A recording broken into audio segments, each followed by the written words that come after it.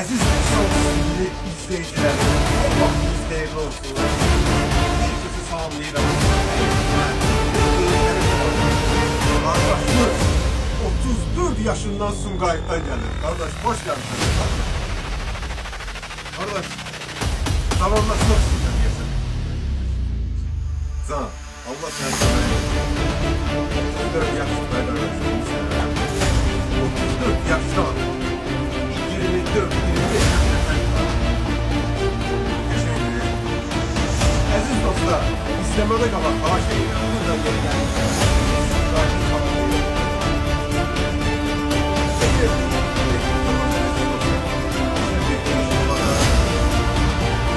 Aziz dostlar, senin bir sözün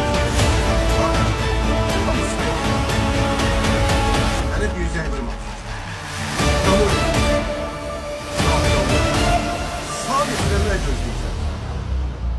Aziz dostlar, bir tamamlar kalır.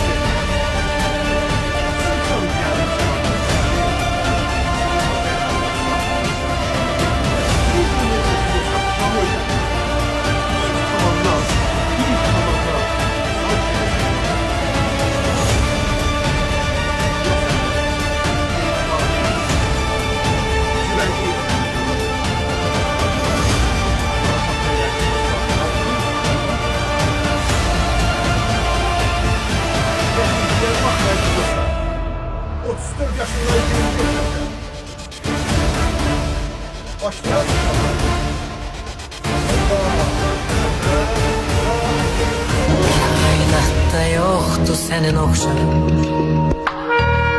gecenin sultanı, zulmetin şamı. Dağlarda zerredir senin yanında. Suskun her zaman sirleri koru. Zamanla danışma, zaman hastadır. Onsuz da yüreğim dar qəfəsdədir. Zamanla danışma, zaman xəstədir. Onsuz da yüreğim dar qəfəsdədir. Qərib səmalarda qarşıla məni. Yeter ki sen məni qarşıla məni. Qərib səmalarda qarşıla məni. Yeter ki sen beni karşıla məni. Kaybetsem bile her şeyi, bu aşkı yırtar giderim. Sinsice olmaz gidişim, kapıyı çarpar giderim. Sana yazdığım şarkıyı sazından söker giderim. Ben ağlayamam bilirsin, yüzümü döker giderim. Köpeklerimden, kuşumdan, yavrumdan cayar giderim. Senden aldığım ne varsa yerine koyar giderim.